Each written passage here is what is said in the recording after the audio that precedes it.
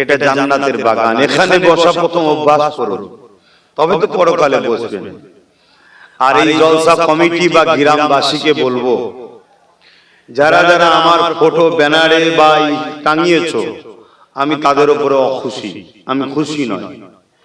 নওশাদের photo দিয়েছো দেখছি, ওটা দরকার আছে, ওকে চিনা দরকার আছে, ও নেতা, কথা বুঝে আসছো না? নাই, ও আইনসভার একজন সদস্য, জনপ্রতিনিধি, ও দেশ ও মানুষের জন্য ওকে জানা চিনানো দরকার, আমার চিনার দরকার নেই, কথা বুঝে আসছে না? নাই, তো ওই জন্যে যারা ফটো দিয়েছো, আমি আশা রাখবো, এখন আর তাড়াহুড়ো করাচ্ছি না।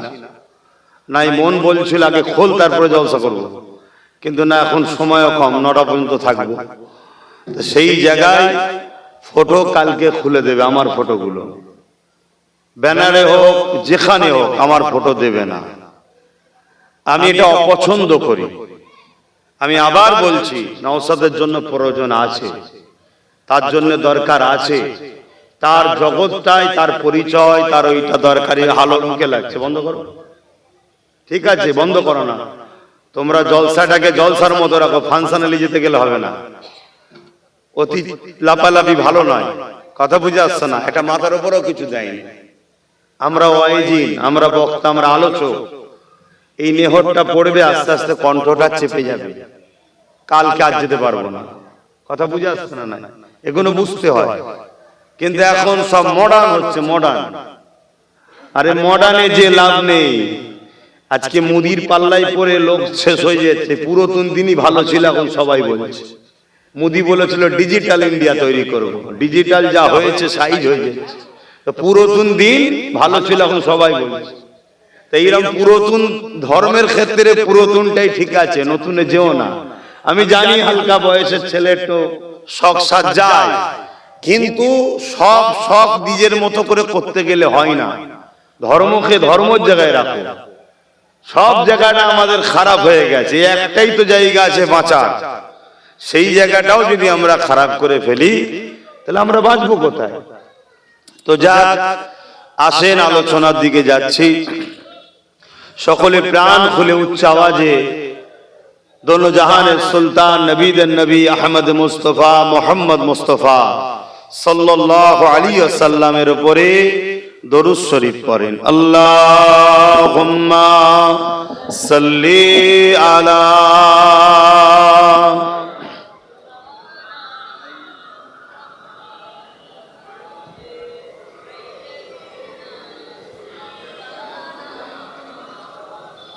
এটা দরুদ পড়তে পড়তে চেপে চেপে আসবেন। আউযু বিল্লাহি মিনাশ শাইতানির রাজীম। বিসমিল্লাহির রহমানির রহিম। আলহামদুলিল্লাহ আলহামদুলিল্লাহি নাহমাদুহু ওয়া নাস্তাঈনুহু ওয়া নাস্তাগফিরুহু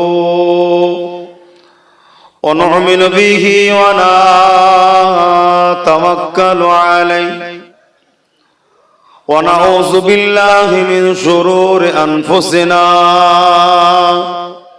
ওয়া মিন সাইয়্যাতি আমালিনা। من يهده الله فلا مضل له ومن يضلله فلا هادي له ونشهد أن لا إله إلا الله وحده لا شريك له ونشهد أن سيدنا وحبيبنا ومولانا محمدا عبده ورسوله. أما بعد فيا أيها الحاضرون رحمكم الله. قال الله تعالى في كلام المسيح والفرقان الحميد. ইন্নাল্লাহা ওয়া মালাইকাতাহু সাল্লুনা আলান নাবিয়্যি ইয়া আইয়ুহাল্লাযীনা আমানু সাল্লু আলাইহি ওয়া সাল্লিমু তাসলিমা আল্লাহুম্মা সাল্লি আলা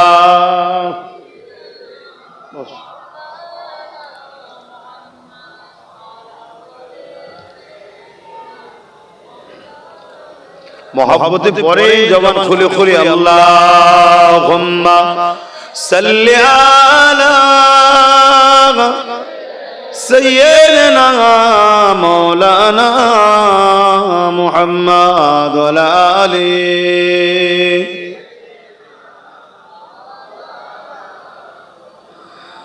फलक पर चाँद जैसा है नबी का नाम ऐसा है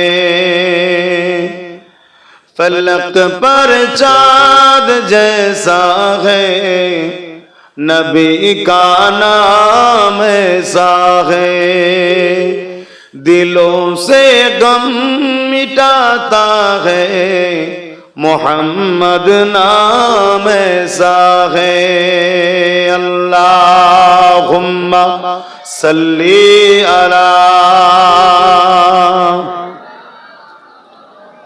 व अला आलिहि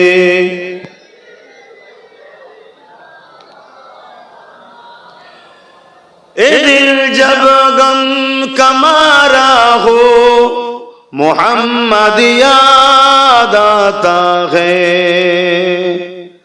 ए दिल जब गम का मारा हो मोहम्मद याद आता है जुदा जब कोई प्यारा हो मोहम्मद याद आता है फलक पर चाँद जैसा है नबी का नाम ऐसा है दिलों से गम मिटाता है मोहम्मद नाम ऐसा है अल्लाहुम्मा सल्ली अला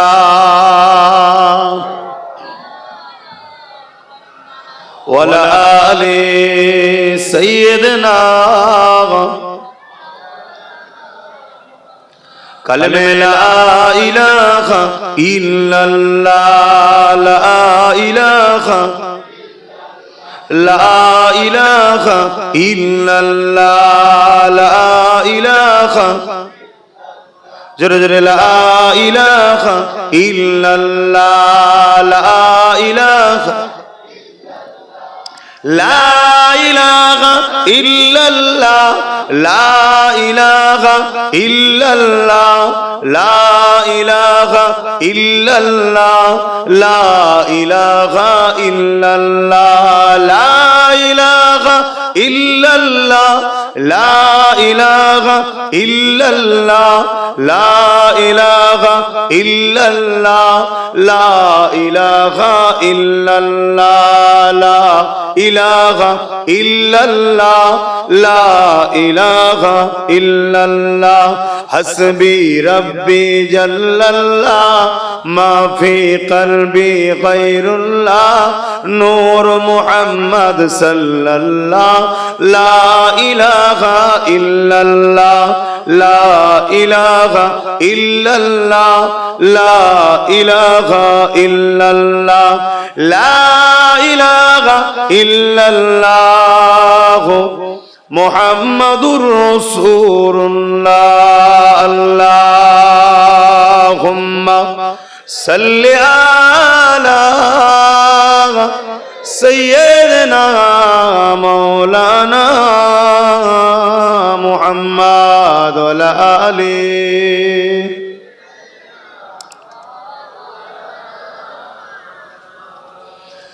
وقال الله تعالى في كلام المسيح والفرقان الحميد মা আতাকুমুর রাসূল ফাখুযুহু ওয়া মা নাহাকুম আনহু ফান্তাহু। ক্বালা রাসূলুল্লাহ সাল্লাল্লাহু আলাইহি ওয়াসাল্লাম মান আহাব্বা লিল্লাহি ওয়া আবগাদা লিল্লাহি ওয়া আতা লিল্লাহি ওয়া মানআ লিল্লাহি ফাকাদ ইসতাকমালাল ঈমান। উপস্থিত হাজিরানে মজলিস, আমার আব্বা জানেরা, আমার নওজোয়ান তরুণেরা, যুবকেরা, ছোট ছোট বাচ্চারা, সম্মানীয় উলামা হযরত, হাফিজে কোরআন, ইমাম সাহেবগণেরা, দূর দূরান্তে অবস্থিতা আমাদেরই সকলের মা ও বোনেরা, আল্লাহ দরবারে শুকরিয়া। প্রতি বছরের না এবছরও ফিতনা ফাসাদ দুনিয়া ভরা, জুলুম অন্যায় অত্যাচারে দুনিয়া ভরা, অভাব অনটনের জীবন মধ্যে দিয়েও দ্বীনি আলোচনার মাহফিল, কোরআন সুন্নাহর আলোচনার মাহফিল, আহলে সুন্নাত ওয়াল জামাআতের আকীদার আলোচনার মাহফিল আমরা এই বছরও আল্লাহ আমাদের দ্বারা করিয়ে নিচ্ছেন। তাই সকলে শুকরিয়া আদায় করে বলি আলহামদুলিল্লাহ। পাশাপাশি এরকম একটা মজলিসে আল্লাহ আমাদেরকে আসতে দিয়েছেন, বসতে দিয়েছেন, এবং আমার মতো অধম গুনাহগারকে আল্লাহ মিম্বারে নববী শরীফে বসার তৌফিক দিয়েছেন। এটা তৈরি করেছি আমরা, এটা কোনো স্টেজ না, এটা মেম্বার শরীফ। তো আল্লাহর দরবারে আমরা সকলেই শুকরিয়া আদায় করে বলি আলহামদুলিল্লাহ। ইসলাম আমাদের ধর্মের নাম। আলহামদুলিল্লাহ আমরা ইসলাম ধর্মের অনুসারী। এই কায়নাতে অনেক ধর্ম আছে, এই পৃথিবীতে অনেক ধর্ম আছে। যার বিশ্বাস, যার আস্থা, যার ভক্তি, যার ভালোবাসা, যার প্রেম তার কাছে। এ নিয়ে আমার কোনো পক্ষে বিপক্ষে কোনো কথা নাই, কারণ ইসলাম অন্যের ধর্মের বিষয়ে সমালোচনা, আঘাত দিতে নিষেধ করেছে। কিন্তু আমরা আমাদের ধর্ম নিয়ে বড় খুশি আনন্দে থাকি, আমাদের পেয়ে আমরা বড় গর্বিত। আমরা কখনো কারো নিয়ে আলোচনা সমালোচনা করি না, কিন্তু বারবার দেখেছি এই পৃথিবীতে এক শ্রেণীর মানুষ ইসলামকে বারবার আঘাত দেয়, কোরআনকে আঘাত দেয়, আল্লাহর শানে গুস্তাখি করে, রাসূলের শানে বেয়াদবি গুস্তাখি করার চেষ্টা করে। একটাই কারণ, ইসলাম সত্য, তাই জোরে বলুন সুবহানাল্লাহ। কেন তাদের আঘাত? তাদের ইসলামের বিরুদ্ধে যে মিথ্যাচার, এটা কখনোই টেকে না, কিন্তু যুগে যুগে এই এক শ্রেণীর মানুষ আঘাত দিয়ে আসছে। আমরা শুনেছি আমেরিকাতে ইসলামকে মিটাবার চেষ্টা হয়েছে, ইনোসেন্স অফ মুসলিম ফিল্ম বার করেছে, আমেরিকাতে মুসলমানদের ভিসা বন্ধ করেছে। তারপরেই দেখা গেছে ওই আমেরিকাতেই এবং ইউরোপ দুনিয়া, শুধু আমেরিকা নয়, আমরা যেমন এশিয়া মহাদেশ, ইউরোপ দুনিয়া বলছে আগামী 40-45 মধ্যে সংখ্যা গুরু হবে ইসলাম। জোরে বলুন সুবহানাল্লাহ। আমরা দেখেছি ফ্রান্সে প্রফেট মুহাম্মদ সাল্লাল্লাহু আলাইহি সাল্লামের এটা কার্টুন তৈরি করে বলেছে এটা মুহাম্মদ। কেন আমার নবীর কোনো ফটো নেই, কোনো ভাষ্যকার নেই। আর যারা বানাচ্ছে তারা কখনো আমার রাসূলকে দেখেও নেই। একটা কিছু তৈরি করে বলেছে এটা মুহাম্মদ সাল্লাল্লাহু আলাইহি সাল্লাম, ওতে আমার নবীর কিছু যায় আসে না, কিন্তু তারা বারবার আমার রাসূলের উপরে আঘাত দিবার চেষ্টা করেছে। যারা আঘাত দিচ্ছে তারা কারা, আর ইসলামের উপরে আঘাত দিচ্ছে কেন, এটা আমাদের জানার বিষয়। পুরো পৃথিবীতে ইসলাম বিদ্বেষী চলছিল, সেই হাওয়া আজ আমার ভারতবর্ষেও শুরু হয়েছে। আমরা ভারতবর্ষে বিগত কয়েক বছর ধরে দেখছি একটা ইসলাম ও মুসলিম বিদ্বেষী যেন একটা প্রোপাগান্ডা চালু হচ্ছে সব জায়গাতে। সব জায়গাতে একটা ইসলাম ও মুসলিম বিদ্বেষী যেন একটা হাওয়া উঠেছে। আর আজকে সেই ভারতবর্ষের পশ্চিম বাংলাও সেই হাওয়া থেকে বাদ নাই। আমরা দেখেছি এই ভারতবর্ষে মদের দোকান দিনকে দিন বাড়ছে, কিন্তু মসজিদগুলো ভেঙে দেওয়া হচ্ছে। আমরা দেখছি এই ভারতবর্ষে পতিতালয় বাড়ছে, মাদ্রাসা ভেঙে দেওয়া হচ্ছে। অথচ এই ভারতবর্ষের খবর পাকিস্তানকে যারা সাপ্লাই করে তাদের মধ্যে নুন, আটাতে নুন দেওয়া বরাবর কোনো মুসলমান নাই, এরপরও মুসলমানকে বারবার জঙ্গি, আতঙ্কবাদ, দেশদ্রোহী শুনতে হয়। আমার অজের ধারা বুঝতে পারছেন তো? হ্যাঁ, নামাজ, রোজা, দাড়ি, টুপির অনেক অজ হয়েছে, আবার হবে। কল্লা থাকলে টুপি পড়বেন, মসজিদ থাকলে নামাজ পড়বেন। কথা বুঝে আসছে তো নাকি? এখন এই অজ দরকার আছে, তাই একটু আলোচনা করছি। না আপনারা বেশি বুঝছেন নাকি? আমার স্বাধীনতা আছে তো নাকি? তো এই জায়গায় দেখছি আমার ভারতবর্ষে যারা যুগে যুগে নারীদেরকে নারীবাদীর নামে ভোগ করে, শোষণ করে, তারাই আজকে ইসলামের নারীদের পর্দার বিষয় নিয়ে, হিজাব নিয়ে বারবার আঘাত দিচ্ছে। যাদের কাছে নিজেদের বেটিরা সুরক্ষিত নয়, তারা আজকে মুসলমানদের পর্দা নিয়ে আলোচনা করছে। বড় হাস্যকর বিষয়, কিন্তু দুঃখের বিষয়, তারা আলোচনা করার পরও পার পেয়ে যাচ্ছে। কেন? তাদের হাতে পাওয়ার আছে। আমরা ন্যায়ের পক্ষে থাকার পরও মার খাচ্ছি। কেন? আমরা নিজেদের পায়ে কুরুল নিজেরাই মেরে দিয়েছি। যেমন রিসেন্ট কিছুদিন আগে উত্তরপ্রদেশে আই লাভ মোহাম্মদ সাল্লাল্লাহু আলাইহি ওয়াসাল্লাম ব্যানার লেখার জন্য ওই এলাকার কিছু প্রশাসন ও হুকুমতের বুকে অ্যালার্জি ধরেছে, ব্যথা হয়েছে। একজন লিখেছে আমি মোহাম্মদ সাল্লাল্লাহু আলাইহি ওয়াসাল্লামকে ভালোবাসি।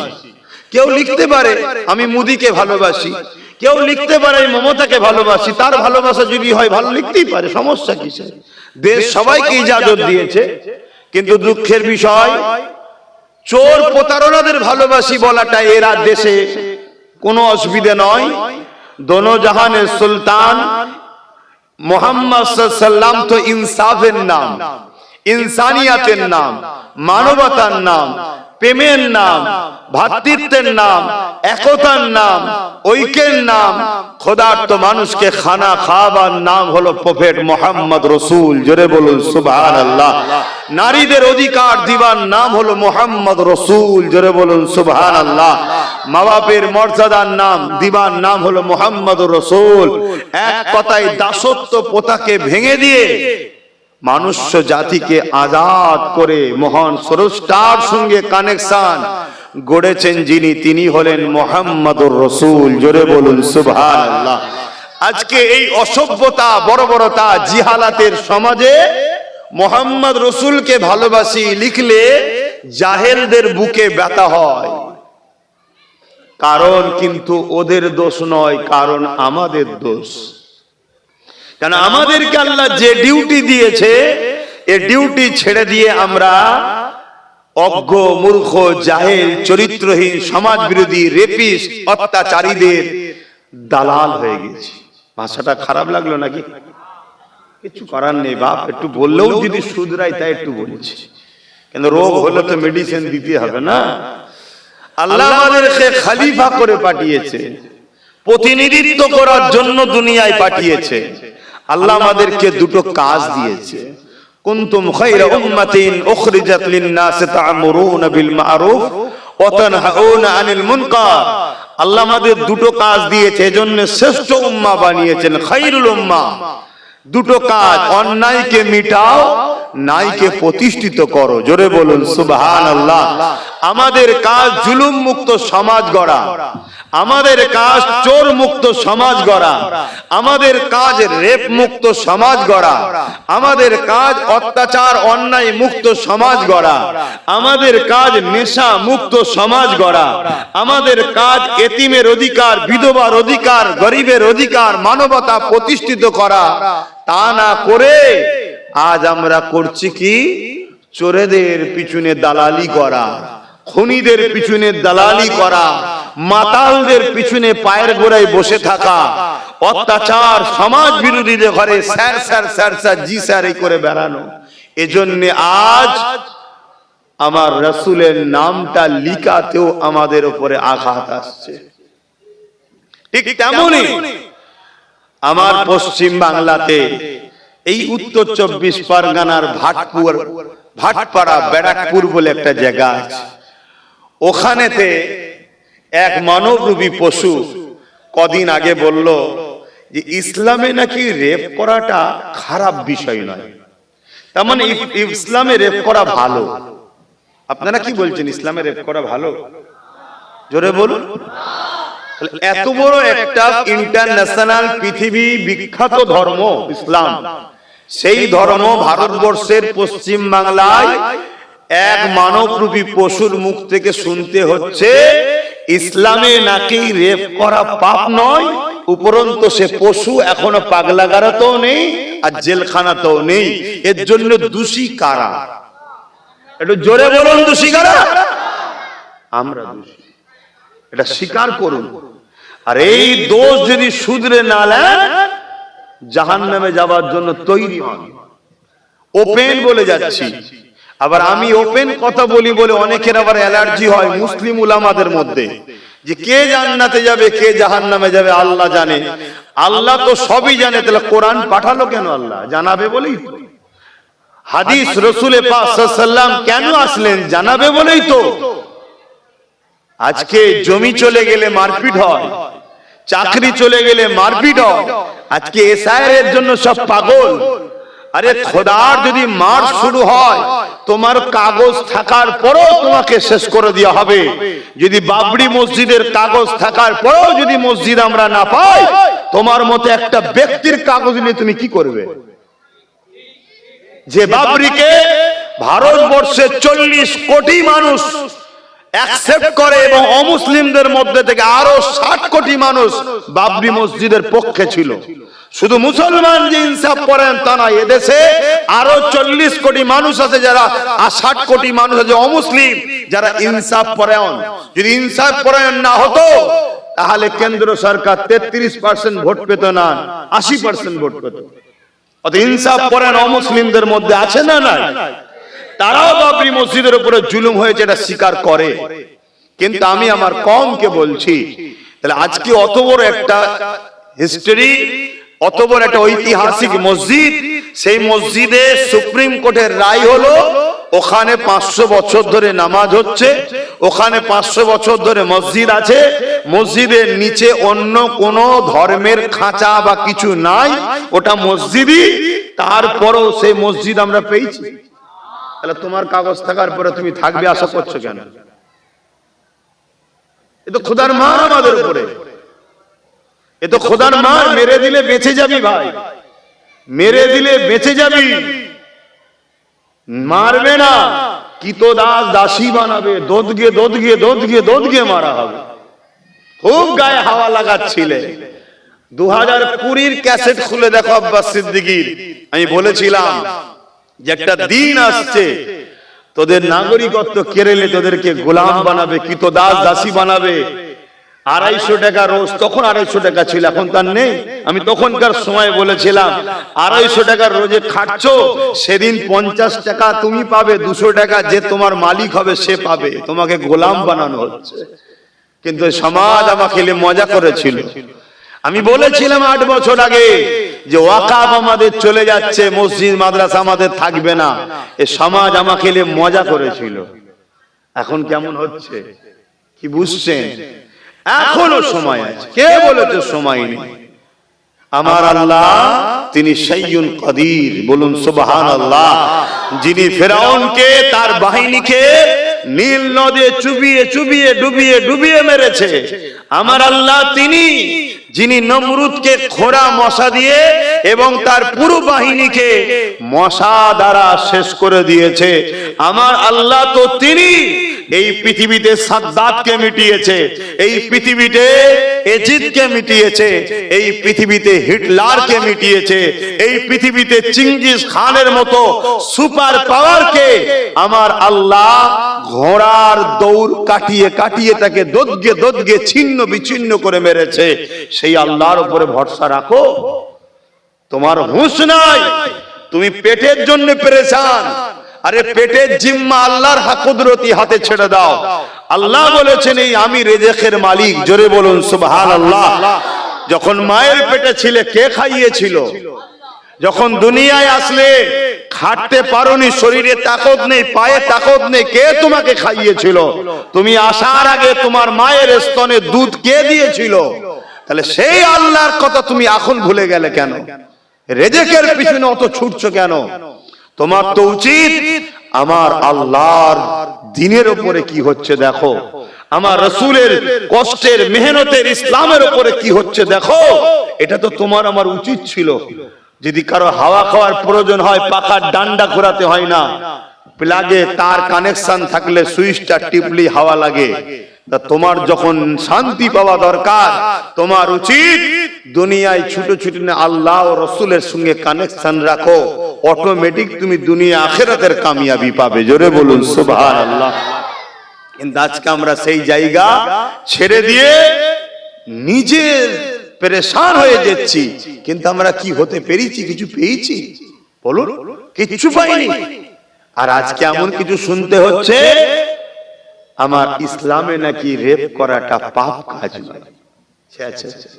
এই খবরটা যখন অমুসলিম মা বোন বাপ ভাইয়ের কাছে, গ্রাম্য এলাকার কাছে খবরটা যাবে, তারা কি বলবে?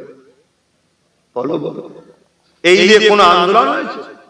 এই নিয়ে কোনো হুড়ুহুড়ি হয়েছে? কিন্তু উত্তরপ্রদেশে কিছু হলে আমার বাংলার মোল্লাগুলো সব বেরিয়ে পড়ে। প্যালেস্টাইনে কিছু হলে আমার বাংলার মোল্লারা বেরোয়। আর আমার বাংলায় ভাটপাড়াতে কানমুতর গোড়ায় এত বড় কথা বলেছে, হুড়োহুড়ি হচ্ছে কেন? তাহলে ঘর মে আগ লাগি হ্যায় ঘর কি চরক সে। উলামার মধ্যে যদি গাদ্দার ঢুকে যায়, উলামার মধ্যে যদি মুনাফিক ঢুকে যায়, তো এই জাতি বাঁচবে কি করে? আর এই কথা কোনো আমি আলোচনা করি বলে অনেকের ব্যথা হয়। ব্যথা তো তার হবে যে এই কোয়ালিটির উলামা। আমি কারো নাম ধরে বলেছি? আল্লাহ নবী বলেছেন আসমানের নিচে জমিনের উপরে আখরি জামানায় সবথেকে নিকৃষ্ট হবে একদল উলামা। সবথেকে নিকৃষ্ট কারা? একদল উলামা। আর সবার থেকে শ্রেষ্ঠ কারা? আল উলামা ওয়ারাসাতুল আমবিয়া, নবীর ওয়ারিস উলামারাই। জোরে বলুন সুবহানাল্লাহ। সর্বপ্রথম জান্নাতে যাবে কারা? উলামারা। জোরে বলুন সুবহানাল্লাহ। আর সর্বপ্রথম জাহান্নামে যাবে কারা? উলামারা। তাহলে উলামার মধ্যে দুটো কোয়ালিটি আছে না? না, তাহলে আপনাকে তো বুঝতে হবে, আপনাকে তো দেখতে হবে। তো ভাইয়ের আমার, আমার রাসূলের ইসলাম নারীদের ঘরে কি সম্মান দিয়েছে। আসো আমরা একটু ইসলাম খুঁজে দেখি। আল্লাহ নবী আসার আগে পৃথিবীর জমিনে 360টা নকল খোদার উপাসনা যারা করত, যারা নিজেদের রাজা দিগকে সিজদা করত, নিজেদের রাজাদের উপাসনা করত, তারা নিজেদের কন্যা সন্তান হলে ওই কন্যা গুলোকে জ্যান্ত জ্যান্ত পুঁতে দিত। এ যুবকেরা, পৃথিবীর জমিনে নারীদের কোনো সম্মান ছিল না, পৃথিবীর জমিনে নারীদের কোনো মর্যাদা ছিল না, পৃথিবীর জমিনে নারী ছিল একটা ভোগের জিনিস, পৃথিবীর জমিনে নারী ছিল একটা অশুভ জিনিস।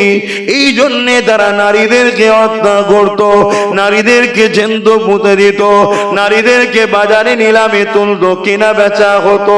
ধনীরা খরিদ করে নিয়ে গিয়ে ওই নারীদের ইজ্জত লুটত, ওই নারীর দেহকে শোষণ করত। যদি কন্যা সন্তান হতো, ওই নারীকে এবং তার কন্যাকে উভয়কে হত্যা করে দিত। পুত্র সন্তান হলে সন্তানকে নিয়ে ওই নারীকে হত্যা করে দিত। এই ছিল পৃথিবীর চরিত্র। আল্লাহ নবী দুনিয়া জমিনে এসে তিনি এমন করে বলতে লাগলে, এ দুনিয়ার মানুষেরা, নারীদেরকে তোমরা হত্যা করো না, নারীদেরকে তোমরা মেরে দিও না, নারীদেরকে জ্যান্ত পুঁতে দিও না। তারা বলতে লাগলো, এ আব্দুল্লাহর বেটা মুহাম্মদ, নারী হলো অশুভ। আল্লাহ নবী বললেন, না, এটা তোমাদের কুসংস্কার, এটা তোমাদের ভুল ধারণা। যে 16টা পুত্র সন্তান মায়ের পেটে দেয় ওই 16টাই কন্যা সন্তান দেয়। যদি নারী না থাকে তা পৃথিবীতে সন্তান হবে কি করে, মানুষ্য জাতি হবে কি করে? আল্লাহ নবী তাদের বুঝাচ্ছে, বুঝাতে বুঝাতে রাসূল বললেন, কোন ঘরে যদি প্রথম সন্তানটা নারী হয়, কোন ঘরে যদি দাম্পত্য জীবনে প্রথম সন্তান কন্যা সন্তান হয়, এর মানে ওই নারীর আব্বা বাবাকে মহান স্রষ্টা কন্যা সন্তান পাঠিয়ে জান্নাতে সুসংবাদ দিল। জোরে বলুন সুবহানাল্লাহ, আরো জোরে বলুন সুবহানাল্লাহ। এই মর্যাদা পৃথিবীর কেউ দিয়েছে নারীকে? ইসলাম যে মর্যাদা দিয়েছে, তাহলে আমাদের তো চ্যালেঞ্জ করা দরকার যে আসো তোমরা যারা ইসলামের নামে মিথ্যাচার করছো, ইসলাম নারীকে যে সম্মান দিয়েছে এই মোকাবেলায় আর একটা অন্য কেউ আসো, দাঁড়াতে পারো তো আসো। যে প্রথম যদি কোনো বাবা কোন আব্বার কন্যা সন্তান হয়, এর মানে ওই আব্বাকে ওই বাবাকে মহান স্রষ্টা শান্তি ও জান্নাতে সুসংবাদ পয়গম পাঠায়। জোরে বলুন সুবহানাল্লাহ। কোন সময়ে রাসূল বলছে? যে সময়ে জ্যান্ত নারীদেরকে পুঁতে দেওয়া হচ্ছে সেই সময়। যারা পুততো তারা কেউ এক আল্লাহ মাননেওয়ালা ছিল না।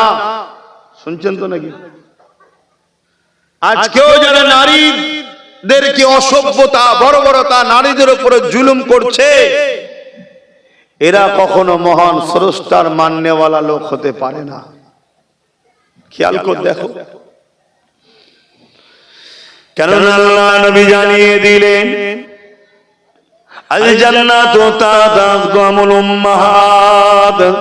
এ দুনিয়া মানুষেরা নারীদের মর্যাদা ইসলাম কতটা দিয়েছে, যে জান্নাতে যাওয়ার জন্য সবাই অপেক্ষায় রয়েছে, যে জান্নাতে যাওয়ার আশায় সবাই ছটফট করছে, যে জান্নাতে তামান্না সবার রয়েছে। এ নওজওয়ানেরা, আল্লাহ শ্রেষ্ঠ শান্তির জায়গা, নিরাপদের জায়গা, আল্লাহ শ্রেষ্ঠ পিয়ারা জায়গা, ওই জান্নাতকে ইসলাম নারীদের মায়ের জাতের পায়ের তলায় করে দিয়েছে। আল জান্নাতু তাতাকামুল উম্মাহাত। প্রতিটা ছেলেদের জান্নাত হলো তার মায়ের পায়ের তলায়। এ নওজওয়ানেরা, আল্লাহ নবী আরো জানিয়ে দিলেন, কারো ঘরে যদি একটা দুটো তিনটে পর পর কোন বাবাকে কোন আব্বাকে মহান স্রষ্টা তিনটে কন্যা সন্তান দেয়। এখনো আমাদের সমাজে কিছু লোক আছে কন্যা সন্তান হলে স্বামী স্ত্রীকে বকাবকি করে। এ নালায়েক মূর্খ, এতে স্ত্রীর কি করার আছে? এখানে স্ত্রী তো কোনো ব্যাপার নয়, এটা তো তোমাকে যে বানিয়েছে সেই স্রষ্টা তো দিয়েছে, এখানে স্ত্রীর কি করা রয়েছে?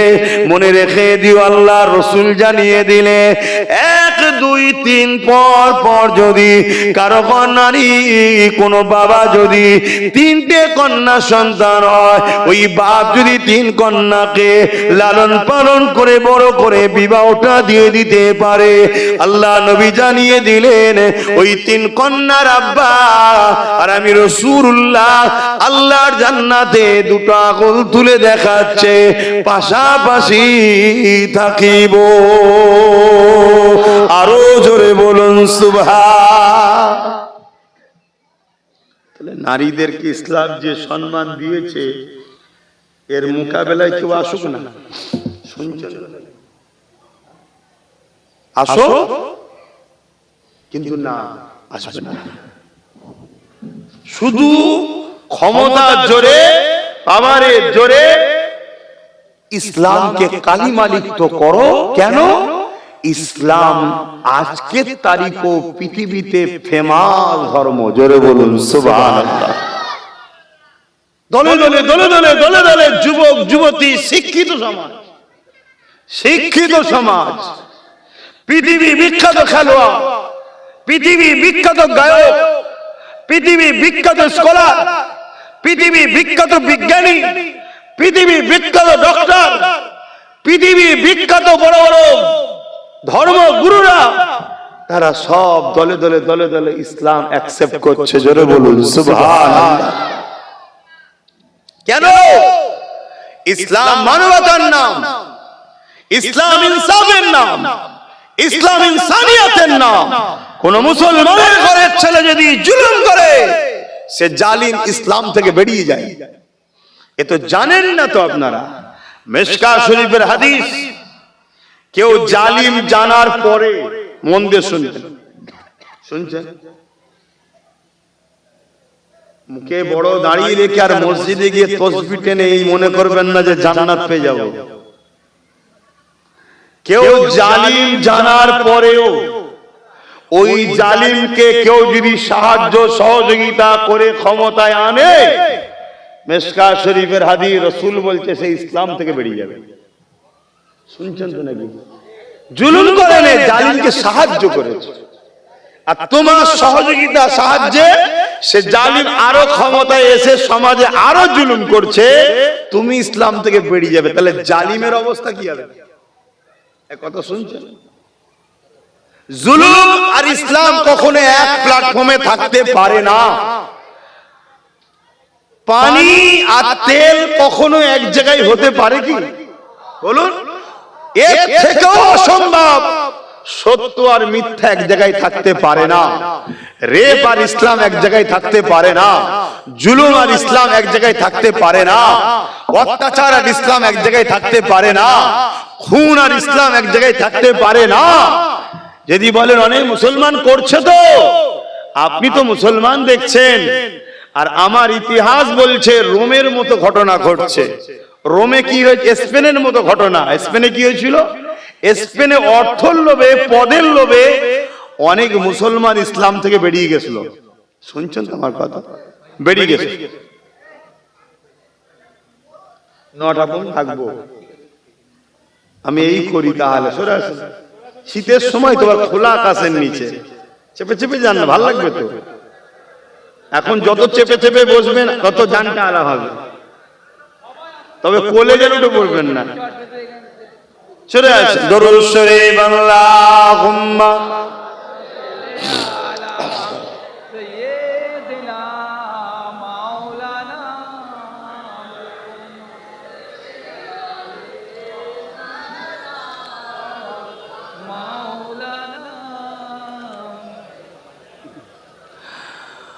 आने वालों ए तो बताओ शहर मदीना कैसा है। आने वालों ए तो बताओ शहर मदीना कैसा है। देख जिसको जी नहीं भरता, देख जिसको जी नहीं भरता, ओ मदीना ऐसा है। आने वालों ए तो बताओ शहर मदीना कैसा है। गुंबद खजरा के साए में बैठ के तुम तो आए हो। गुंबद खजरा के साए में बैठ के तुम तो आए हो।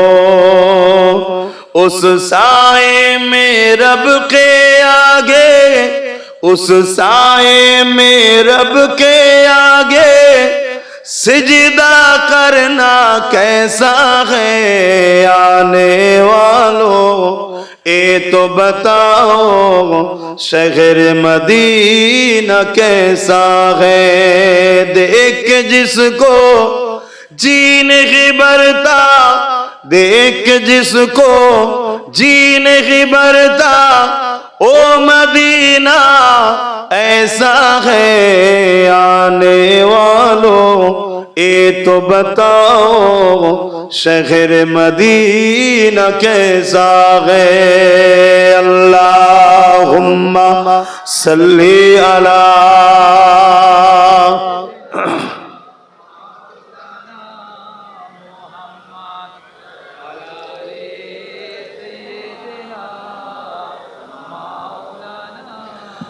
আমার আব্বা জানেরা ভাইরা মন দিয়ে শোনে আমি কি বলছিলাম কেউ জুলুম করে জালিম জানার পরও আপনি যদি তাকে সাপোর্ট করেন সাথ দেন আপনি ইসলাম থেকে বেরিয়ে যাবেন আমার আব্বার কথা নয় আমার রাসূলুল্লাহর কথা কথা মাথায় ঢুকছে অতএব একটু বুঝে বুঝে পা ফেলুন একটু বুঝে বুঝে চলুন আজ আমাদের দোষেই একদল মানবরূপী পশুরা ইসলামকে মিটাবার কথা বলছে ইসলামের শানে মিথ্যাচার করছে যা খুশি তাই করে বেড়াচ্ছে কেন বুঝে নিয়েছে মুসলিম যুব সমাজ এদের মধ্যে আকসারকে আমরা গান যাত্রা ফাংশন নেশার মধ্যে ঢুকিয়ে দিয়েছি এই আসছিলাম রাস্তাটা মেলা হচ্ছে দেখলাম 100টা যদি লোক থেকে 60টা মুসলিম ঘরের ছেলে মেয়েরা তা কাল যদি ওদের উপরে জালিম হুকুমত দ্বারা খোদা অর্থাৎ শাস্তি দেয় জালিম হুকুমত দ্বারা খোদা শাস্তি দেয় আফসোস করার তো কিছু নেই কথা কি কষ্ট লাগছে নাকি আমরা 100 বার বুঝাচ্ছি যে মুসলমান তোমার আমার জন্য ফাংশন নয় তোমার আমার জন্য মেলা নয় এই ত্যাগটা স্বীকার করার জন্যই তো জান্নাত যাবে নাই গানে জড়িয়েছে এটা তো নাই ফাংশনে জড়িয়েছে নাই মেলায় জড়িয়েছে যেমন করে যাতে এ সমাজের কোন ধর্মের বেটিরা রেপ হতে পারে না এ জাতি ঘুমোচ্ছে বলি আজকে রেপ হচ্ছে শুনছেন তো নাকি হ্যাঁ বুক ঠুকে বলে যাচ্ছি বুক ঠুকে বলে যাচ্ছি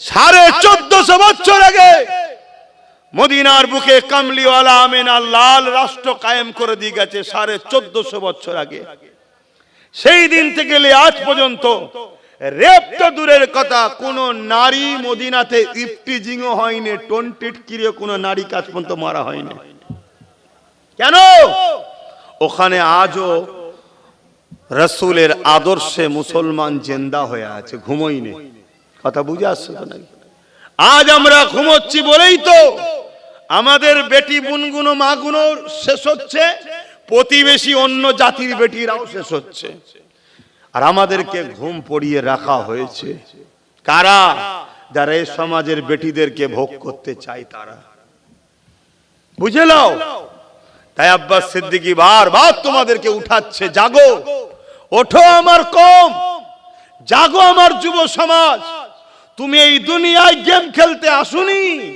তুমি এই দুনিয়ায় এসেছো বিধবা অসহায় দুঃখীদের চোখের পানি মুছতে তুমি আমিনার লালের ধর্মে এসেছো তোমাকে আল্লাহ অন্য জায়গায় পাঠাইনি এখানে পেঠিয়েছে এই কাজের জন্য তুমি তোমার ডিউটি যদি পালন না করো আল্লাহ তোমাকে তো মিটাবে দুনিয়াতে লাঞ্ছিত করবে পরকালেও আল্লাহ তোমার জন্য কিন্তু আযাব রেখেছে কথা শুনছো আমার যুবকরা নিজেকে পরিবর্তন করো নিজেকে ভাবাও নিজেকে জাগাও কত লাখো বেটিরা আজ কাঁদছে কত লাখো বোনেরা আজকে কাঁদছে কেউ বিবাহ করার পরে পণ দিতে পারে না বলে আজ ঘরে অশান্তি হচ্ছে পুড়িয়ে মেরে দেওয়া হচ্ছে এগুলো বন্ধ করাও তোমার আমার ডিউটি শুধু মসজিদে গিয়ে সেজদা করাটা শুধু ডিউটি দিয়েছে আল্লাহ এটা দেয় না ওটাও যেমন ডিউটি এটাও তেমন ডিউটি কিন্তু হাত্তাকে আমাকে মাফ করো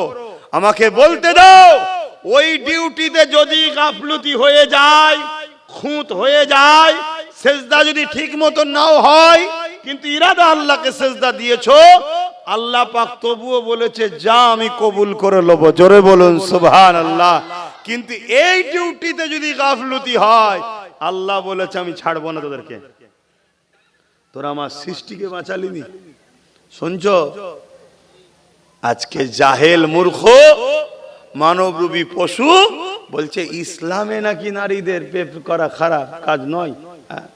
ইসলাম জানিস কোথা?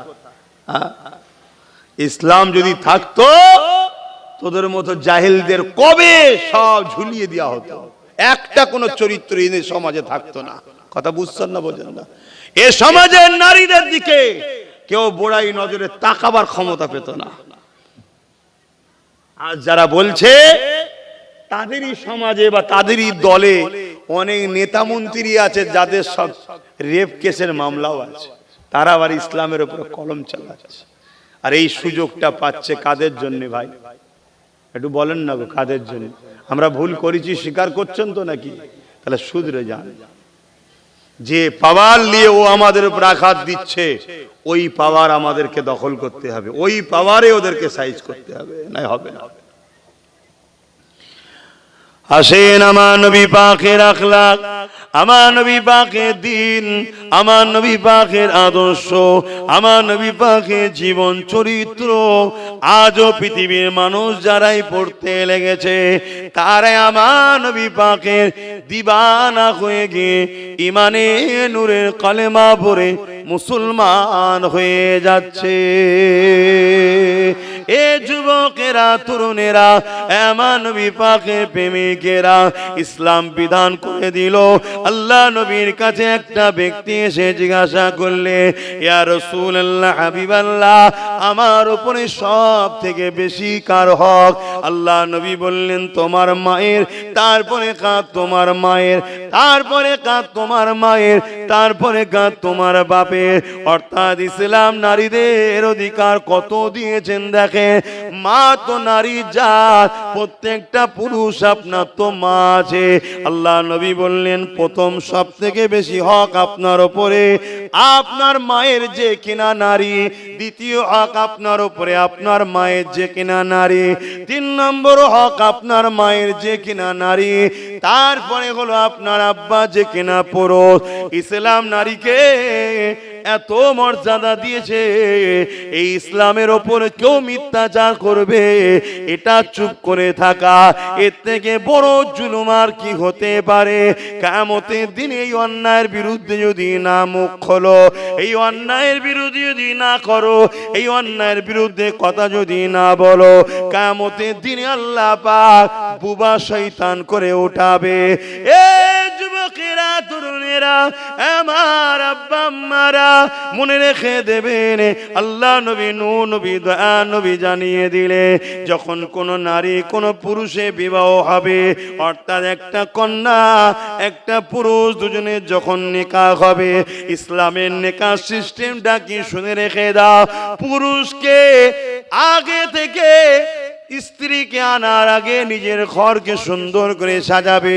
তুমি তোমার স্বার্থ মতন সাজাও, যেন তোমার স্ত্রী এসে মনে করে এই যে যা কিছু করা হয়েছে আমার জন্য করা হয়েছে।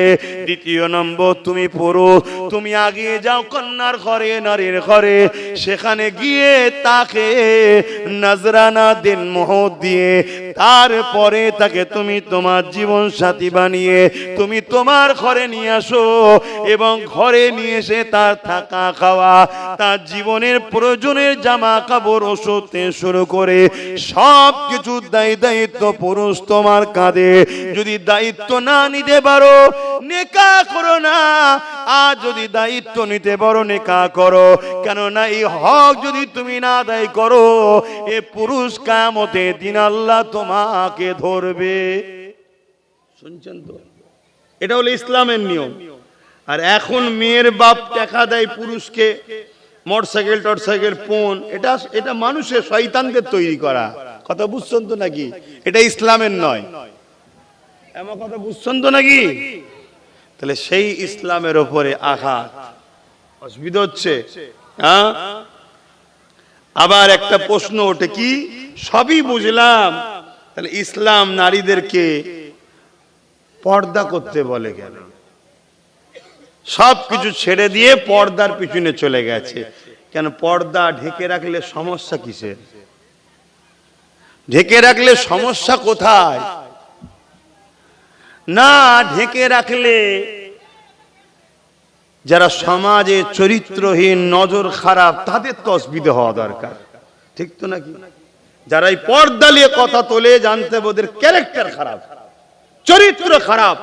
ওরা হলো ওই শিয়াল মার্কা মানুষ, যে শিয়ালগুলো আন্দোলন করে সবই ঠিক আছে, মুরগিকে কেন খাঁচার মধ্যে রাখা হয়?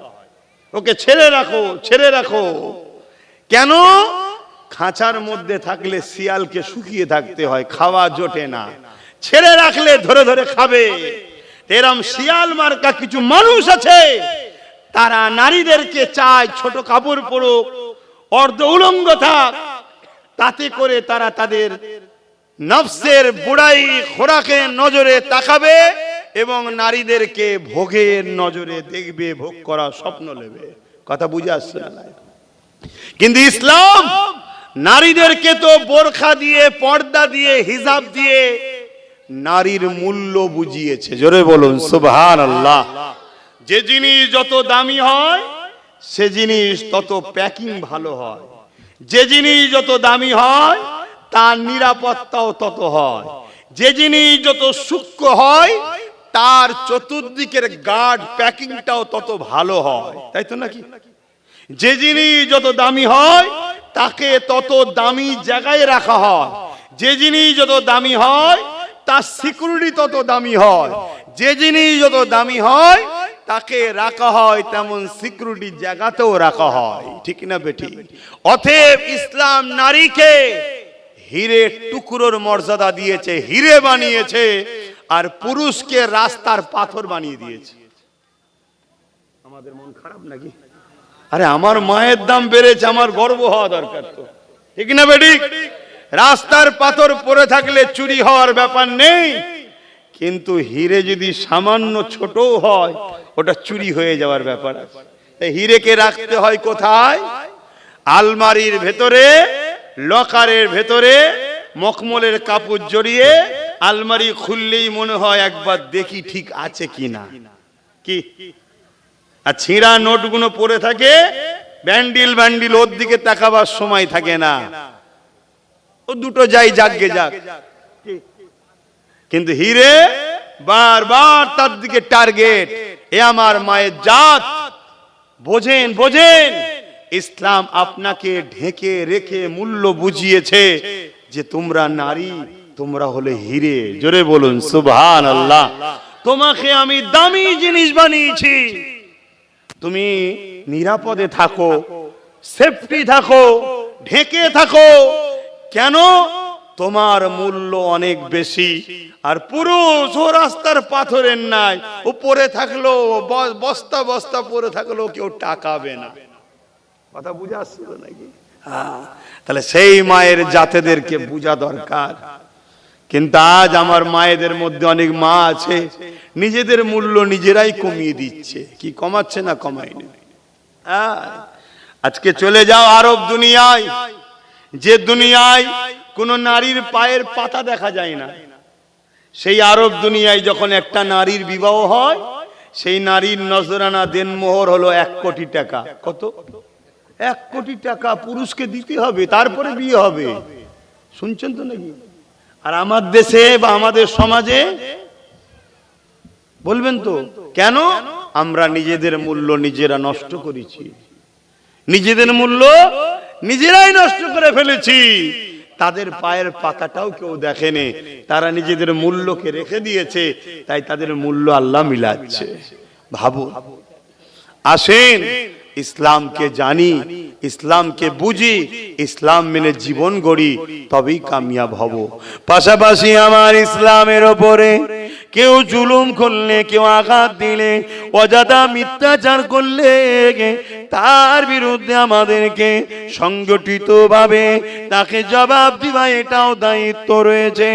এ যুবকেরা, ইসলাম জুলুম কখনো করেনি, কিন্তু কেউ যদি ইসলামের উপরে আঘাত দিয়েছে, ইসলাম তাকে ডিফেন্স করতে বলেছে। যেমন বদরের জমিনে ঘটেছিল, বদরের জমিনে আমার রাসূল পাক সাল্লাল্লাহু আলাইহি ওয়াসাল্লাম মক্কা জমিন থেকে হিজরত করে ইয়াসরিব মদিনা জমিনে চলে গেল। মদিনায় সাহাবা হুজুর দিগকে নিয়ে আল্লাহ নবী বড় আনন্দেতে, বড় শান্তিতে সেখানে নবী আমার দ্বীনের প্রচার করতে লেগেছে। কিন্তু মক্কা জালিম সন্ত্রাস আবু জেহেল উতবা সাইবা তাদের সহ্য হলো না। তারা 1000-এর উপরে সৈন্য নিয়ে মদিনার উপরে হামলা করবে বলে এগিয়ে গেল। এ যুবকেরা, এই খবরটা আমার নবী পাক যখন পেয়ে গেলেন, আল্লাহ নবী সাহাবা হুজুর দিগকে বললে, বাবা সাহাবারা, মদিনার উপরে আবু জেহেল 1000 লোক নিয়ে আসছে, হামলা করবে। ওকে মদিনায় আসার আগে তাকে রাস্তায় রুখতে হবে, তার সঙ্গে আমরা কথা বলবো, তার সঙ্গে আমরা সলে করব। কেন আমি তো মক্কা ছেড়ে দিয়ে ইয়াসরিব মদিনায় চলে এসেছি, তারা মদিনাতে রয়েছে, আমি তো তাদের মক্কায় রয়েছে, আমি তো তাদের ওখানে যাইনি, তাদের সঙ্গে কোনো কথা বলতেও চাইনি, তারা কেন আমার মদিনায় এসে হামলা করবে? এই ব্যাপারে তাদের সঙ্গে একটা আলোচনা আমরা করব, চলো। কিন্তু মদিনায় যদি ঢুকে পড়ে, আলোচনা তারা না করে হয়তো হামলা করে দিতে পারে। যে হামলাতে মদিনার মুরব্বীরা, মদিনার নারীরা, মদিনার বাচ্চাদের উপরও হামলা করতে পারে। কেন যারা জালিম হয় তাদের কাছে কোনো দয়া ময়া বলে কিছু নাই। জালিমদের একটাই জিনিস, ক্ষমতার জন্য নিজের পরিবারকেও হত্যা করতে পিছপা হয় না। ইতিহাস এমন পাওয়া যায় না, যায় না? কথা বলছেন না কেন? ঠান্ডায় পুরো জড়ো হয়ে গেল নাকি? না নতুন ঠান্ডা পড়ছে বলে? জালিম যারা হয় তাদের কাছে শিশু বাচ্চা বলে কিছু নেই। যেমন এই পশ্চিম বাংলায় 2021-এ ভোটের গণনার পর জালিমরা, এই রাজ্য সরকারের লোকেরা অনেকের ঘর বাড়ি ভাঙচুর করেছে না করেন? এটা আওয়াজ দিয়ে বলুন, করেছে না করেন? এরা জালিম, এদেরকে সাপোর্ট করা চলবে না, হারাম। কথা বুঝে আসছে? এরা জালিমেরা। এমনকি দক্ষিণ 24 পরগনায় বেশ কিছু কিছু বিধানসভাতে রোজার মাস ছিল, মনে পড়ছে তো, ইফতার পর্যন্ত ফেলে দিয়েছে, বাচ্চা ছেলেদেরকে পর্যন্ত আঘাত করেছে, কল তুলে চলে গেছে। ইফতারের যে পানি, এই পানিটা পর্যন্ত খেতে দেয় না। এরা জালিম। কেন? তার বাড়ির কেউ হয়তো জালিমকে ভোট না দিয়ে অন্যদিকে দিয়েছিল, তাই জুলুম করছে। কথা শুনছেন? এইভাবে অত্যাচার করেছে। তো এটা জালিমদের অভ্যাস, এটা নতুন নয়। এরা আগামী দিন আরো করবে, এরা আগামী দিন আরো করবে। কখন করবে? যখন এদেরকে আমরা ছেড়ে দেব। প্রথম ছোট কুড়ি বেরোয়, এই গাছটা আস্তে আস্তে বড় হয় না, হয় না? কথা বলো, বড় হয়। যখন আপনি ছেড়ে দেবেন, এর পাপাচার বাড়বে। আর একে যদি এক্ষুনি নির্মূল করে দেওয়া হয়, তাহলে জালিমের জুলুম খতম হয়ে গেল। আর আল্লাহর সৃষ্টিকে যে জালিমদের হাত থেকে বাঁচায়, এর থেকে বড় জিহাদ আর কি হতে পারে? জোরে বলুন সুবহানাল্লাহ। আমার নবীর মিশন তো এটাই ছিল। আমার নবী শুধু নয়, যত নবীরা এসেছে মিশন কি ছিল? জালিমদের হাত থেকে আল্লাহর সৃষ্টিকে বাঁচানো। জোরে বলুন সুবহানাল্লাহ। বদরে তো এটাই হয়েছে, খাইবারে তো এটাই হয়েছে, হুনাইনে এটাই হয়েছে, ওহুদে এটাই হয়েছে। কিন্তু আজ আমাদের যুবকরা ঘাবড়ে যাচ্ছে। আমাদের যুবকরা বলছে, কি হবে ভাইজান? ওদের হাতে বোম আছে, ওদের হাতে বন্দুক আছে, ওদের হাতে মেশিন আছে, ওদের হাতে এই আছে। আরে ওটা কি হাতে দেখছি? বদরে জালিমদের হাতেই অস্ত্র ছিল। বদরে অস্ত্র কাদের হাতে ছিল? আরে কথা বলছে না তো? কিন্তু বিজয়টা কাদের হয়েছে? ঘাবড়াচ্ছ কেন? ঘাবড়াচ্ছ কেন? আর আল্লাহ যদি তোমাকে জালিমদের হাত থেকে মনুষ্য জাতিকে, ইনসাফকে, ইনসানিয়াতকে, ন্যায়কে, মানবতাকে, সত্যকে, গরিবকে উদ্ধার করার জন্য যদি আব্বাস সিদ্দিকীর এই লড়াইয়ে মরণ থাকে, এই মরণটা তো আমার জন্য নিয়ামত ওয়ালা মরণ হবে। জোরে বলুন সুবহানাল্লাহ। আমি মরবো না, মরবো না? কথা বলে বলতে লজ্জা লাগছে যে হুজুর মানুষ বলি কি করি? এটা তো চির সত্য। হুজুর তো কি হয়েছে? মরণ তো হবেই রে বাবা, ঠিক না বেটি? তাহলে এমনি ঘরে বিছানায় পড়ে মরা বা এমনি মরা, যাক সব মরণই, আমি চাই ইমান হালে যে মরবে সেই কামিয়াবি। কিন্তু তারপরও ওই মরণটা কত সুন্দর, যে মরণের উদ্দেশ্য জুলুমের বিরুদ্ধে, অন্যায়ের বিরুদ্ধে, খুনের বিরুদ্ধে, নেশার বিরুদ্ধে, অত্যাচারের বিরুদ্ধে, মানবতার পক্ষে, ইনসাফের পক্ষে, এতিমের পক্ষে, বিধবার পক্ষে, মুসলিমের পক্ষে, ন্যায়ের পক্ষে, সত্যের পক্ষে দাঁড়ানোর জন্য যে মরণটা হবে, ওই মরণটা তো আল্লাহর পক্ষ থেকে একটা নিয়ামত। জোরে বলুন সুবহানাল্লাহ। এই মরণটা কেমন? জান বেরোবার আগে জান্নাত দেখানো হয়। জোরে বলুন সুবহানাল্লাহ। মরণ তো সেই হবে। এবার কেউ যদি মনে করে যে আমি মনে হয় জুলুমের বিরুদ্ধে লড়লে এক সপ্তাহ আগে মরণ হতে পারে, আর না লড়লে মনে এক সপ্তাহ পরে হবে, এরকম নাকি? কথা বলছো না তো? অনেক হয়তো ভাবে যে এই ছেলেটা জন বয়সে মরে গেল, কি দরকার ছিল অন্যায়ের বিরুদ্ধে বলার, না হয়তো বাঁচতো। এরকম কেউ মনে করেন নাকি? এটা কুফরি, এটা আল্লাহর বিধানকে অস্বীকার করা, ঈমান চলে যাবে। শুনছেন না? শোনেন না? হ্যাঁ, একটা তাহলে ব্যক্তির নাম বলি, একটু শোনেন। নাম হচ্ছে হযরতে খালিদ বিন ওলীদ। নাম শুনেছেন? হ্যাঁ, মাশাআল্লাহ, আলহামদুলিল্লাহ। ইনাদের নাম শুনুন, চোরেদের নাম জেনে লাভ নেই। ইনাদের নাম জানুন, ইনাদের নামটা বললেও আল্লাহ খুশি হয়। বলুন সুবহানাল্লাহ। হযরতে খালিদ বিন ওলীদ প্রথমে কিন্তু নবীর বিরুদ্ধে ছিল, ইসলামের বিরুদ্ধে ছিল, কুফরি দিকে ছিল। ওহুদের যুদ্ধের ময়দানে আমার রাসূলের একটা হিকমা দেখে, একটা প্ল্যান দেখে এই খালিদ বিন ওলীদের মধ্যে একটা হালচাল শুরু হয়। সেই দিন থেকে তিনার মধ্যে সূচনা শুরু হয়, তিনি ইসলামের দিকে এগিয়ে আসে। জোরে বলুন সুবহানাল্লাহ। একটু প্রথম থেকে বলেলি, ওহুদের যুদ্ধের ময়দানে খালিদ বিন ওলীদ আর একজন জালিম সর্দারের সঙ্গে বসে মিটিং করেছিল দুজনে, কি যে মুসলমান নামাজ কখনো ছাড়ে না, মুসলমান, আর এখন মুসলমান নামাজ কখনো পড়ে না। কথা কি ভুল বলে ফেললাম? এখন মুসলমান নামাজ কখন পড়ে না? কি আমি বলো তো, এমন যুবক ছেলে আছে জুম্মাও পড়ে না। তাহলে বলো তুমি কি? তুমি আমার ভাই, তোমায় বুঝাচ্ছি। এমন বোন আছে, বোনেদের তো, নারীদের তো আর ঈদ বকরা ঈদ নেই, সারা বছরই নামাজ পড়ে না। তাহলে বলুন সেও তো মুসলমান?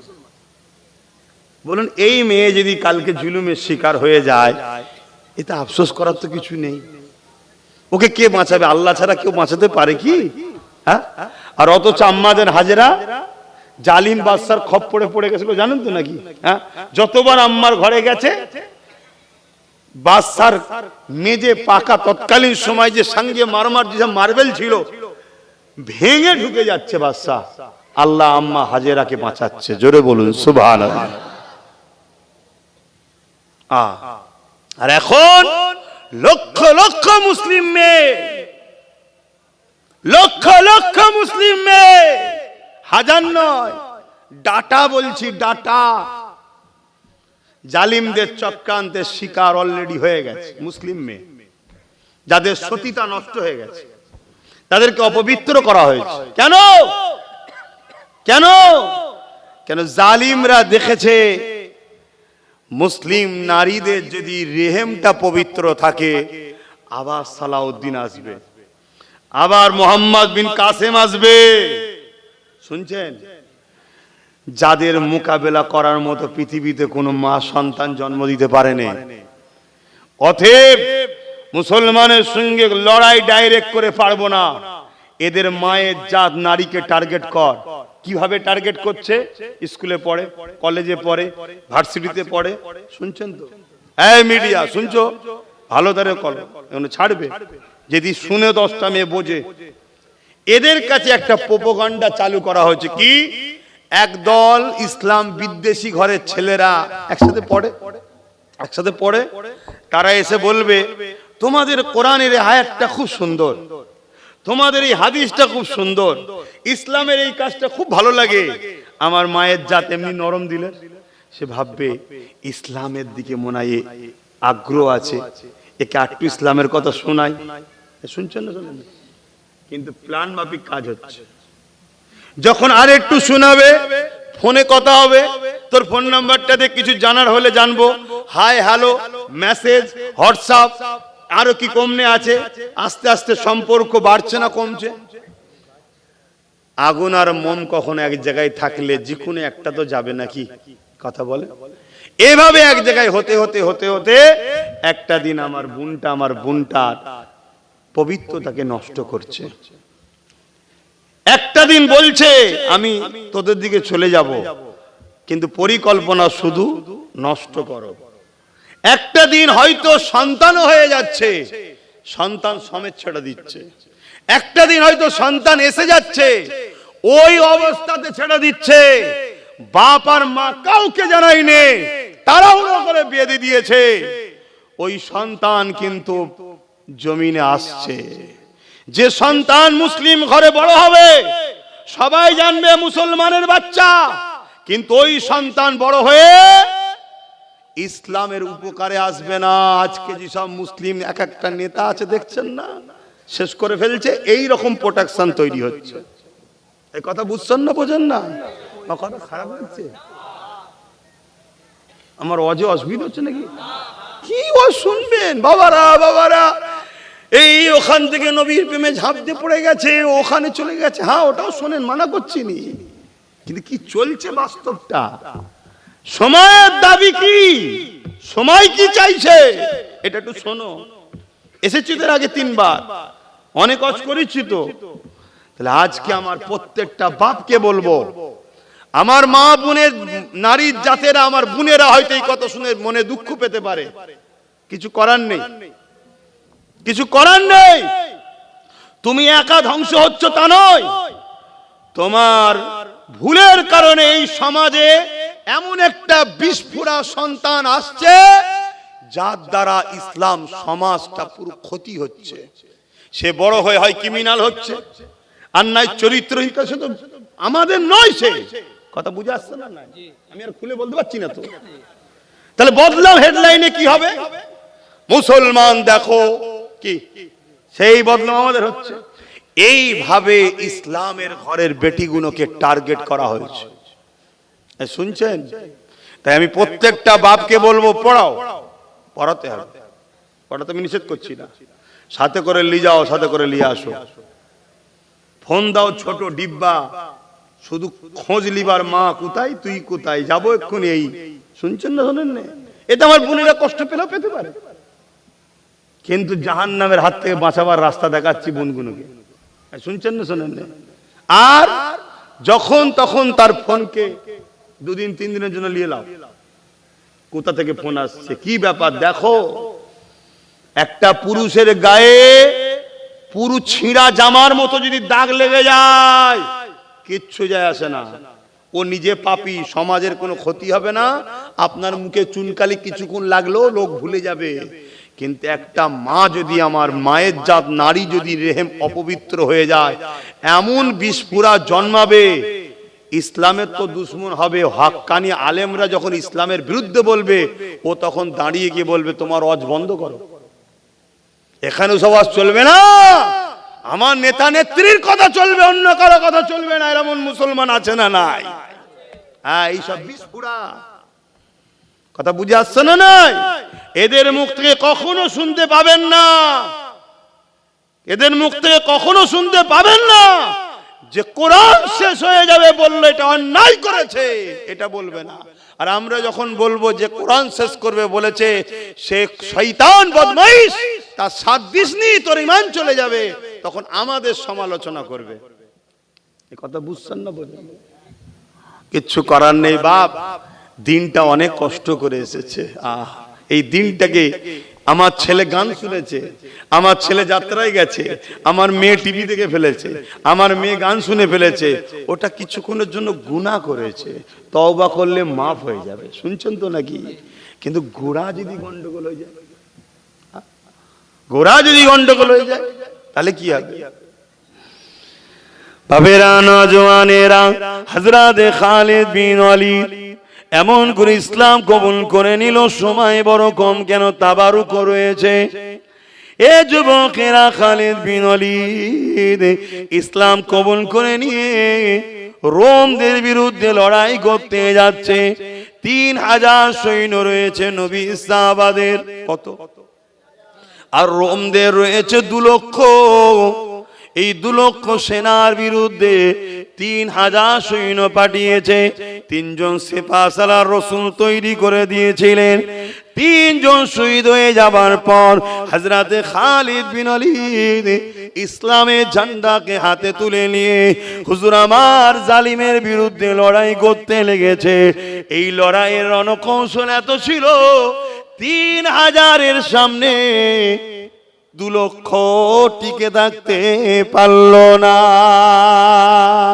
এ নওজওয়ানে খালিদ বিন ওয়ালিদ জীবনে 120 থেকে 25টা লড়াই করেছিল। গরিবের পক্ষে, ইনসাফের পক্ষে, মানবতার পক্ষে, মজলুমের পক্ষে, অসহায়ের পক্ষে, সত্যের পক্ষে। এ যুবকেরা, খালিদ বিন ওয়ালিদ মিথ্যার বিরুদ্ধে, অন্যায়ের বিরুদ্ধে, জালিমের বিরুদ্ধে 120টাকে 25টা লড়াই করেছিল।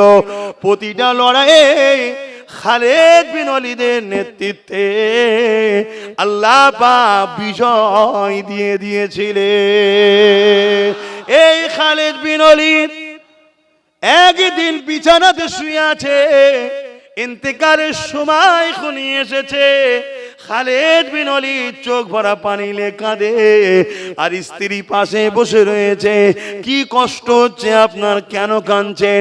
খালিদ বিন ওয়ালিদ বলছে, আমি চলে যাব, আমার যাবার সময় হয়ে এসেছে, আমি এজন্যে কাঁদছি। আমি 120 থেকে 25টা লড়াই করেছি।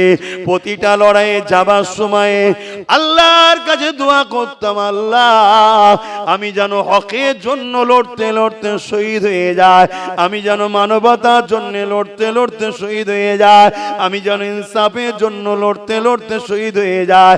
হে আল্লাহ, আপনার জন্য, আপনার হাবিবের জন্য, দ্বীনের জন্য লড়তে লড়তে জালিমদের আঘাতে আমি যেন শহীদ হয়ে যায়।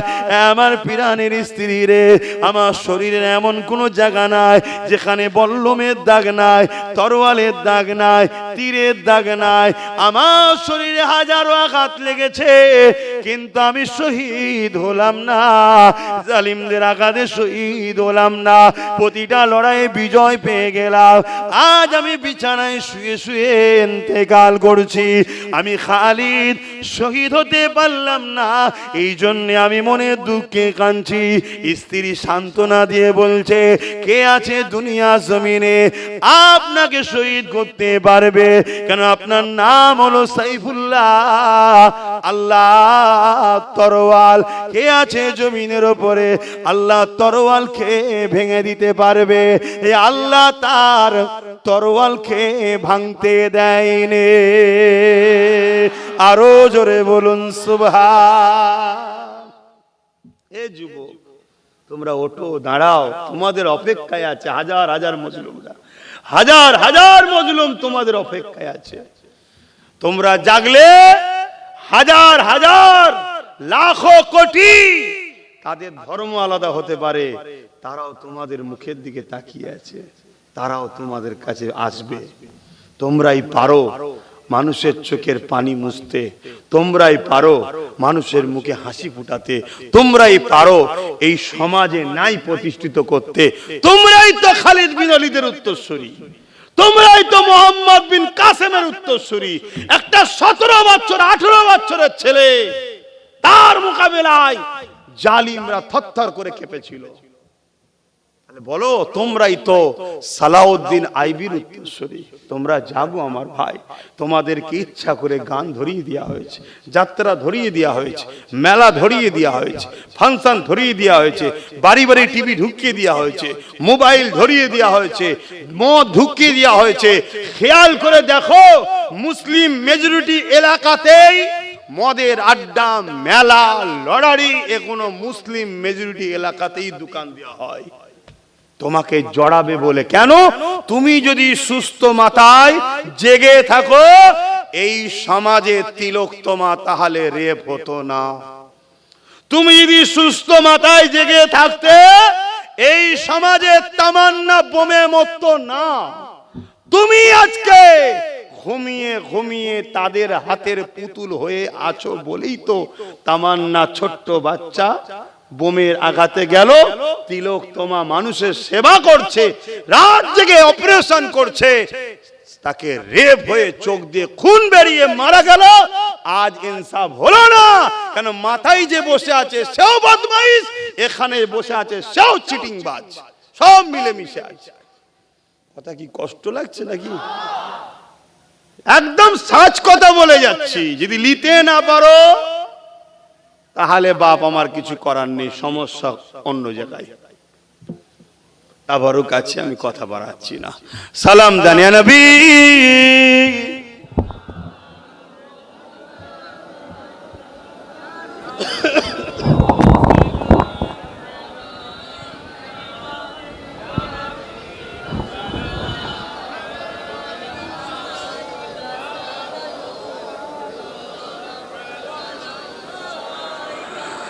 পড়িল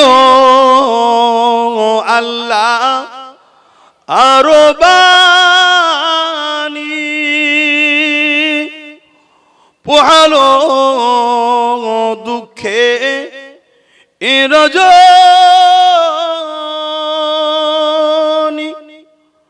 হইল জগৎ অনুরানী, আমিনার নয় অনির্মণি, নবী সালাম ইয়া রাসূল ইয়া হাবিব,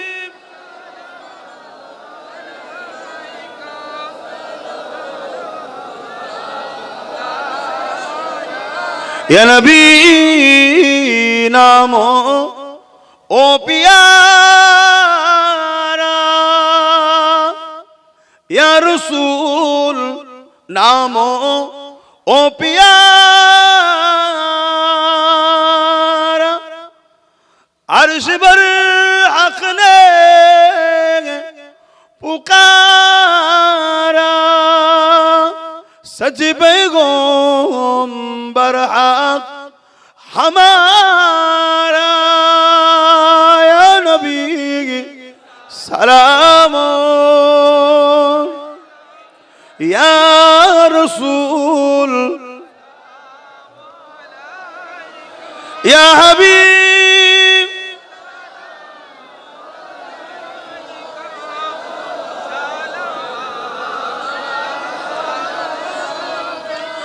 কঠিন হাসরের দিনে কি আছে মোদের কপালে,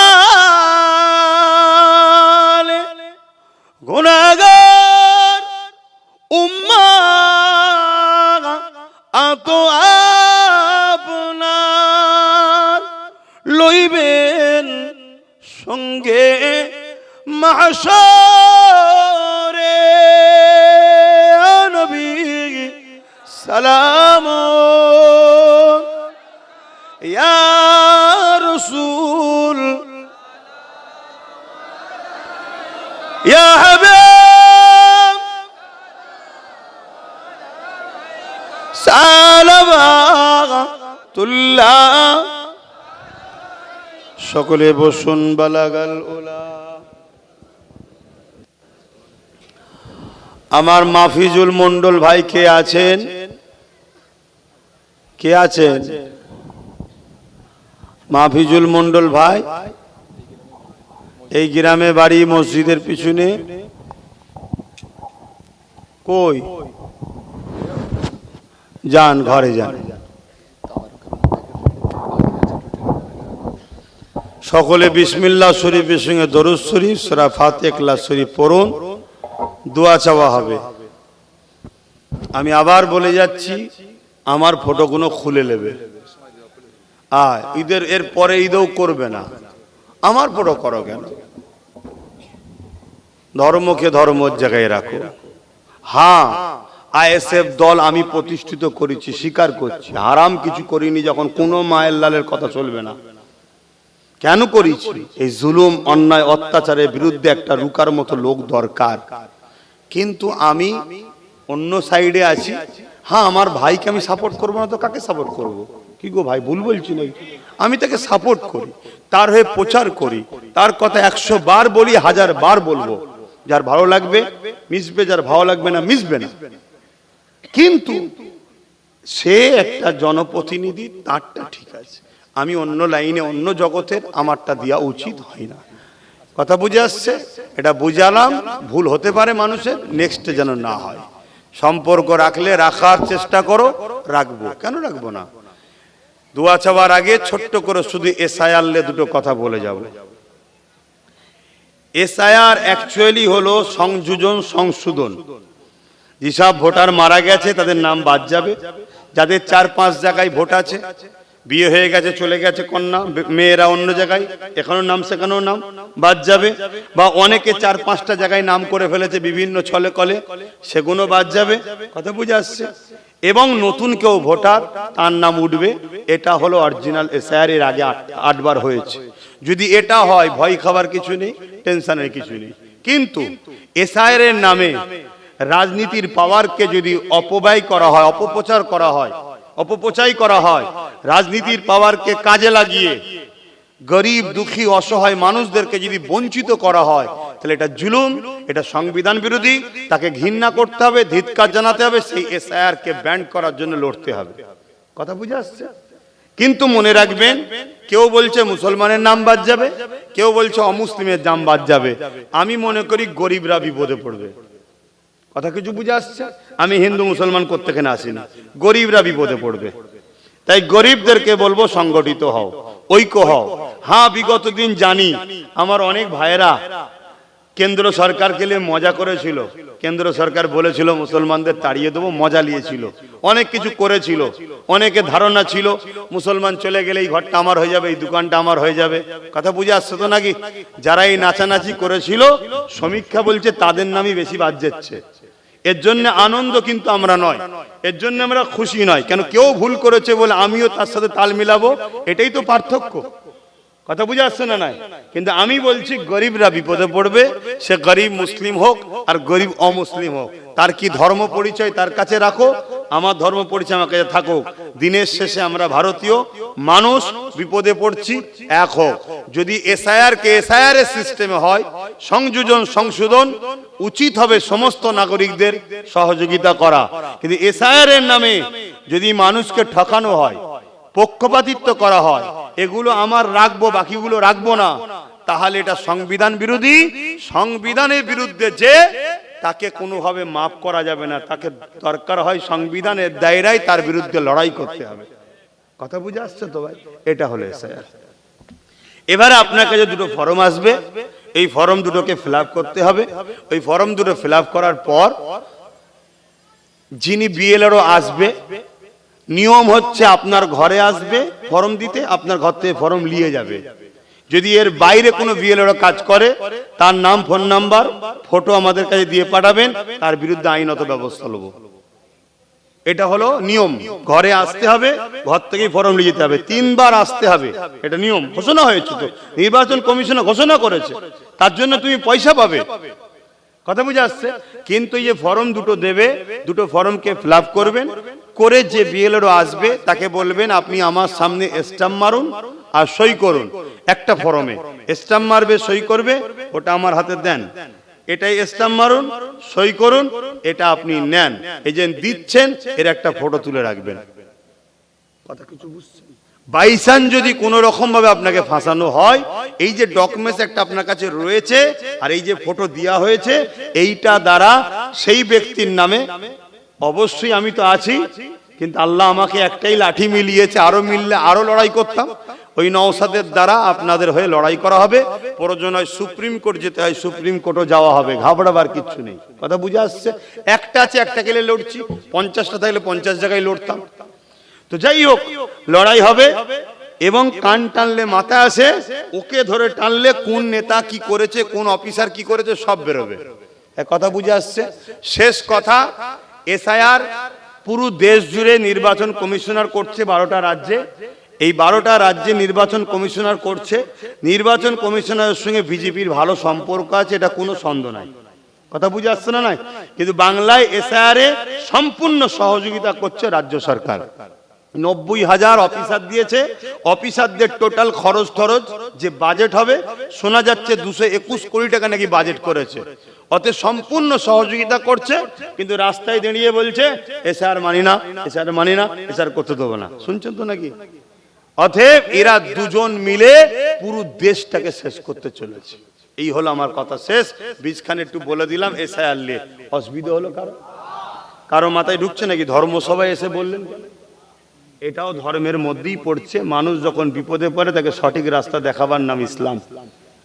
কথা মাথায় ঢুকছে না? ঢোকে না? মানুষ যখন বিপদে পড়ে তাকে সঠিক রাস্তা দেখাবার নাম কি? ইসলাম। আপনি বোঝেন না, বুঝেলেন। এরপরও যদি সমালোচনা করে তাহলে কিছু করার নেই।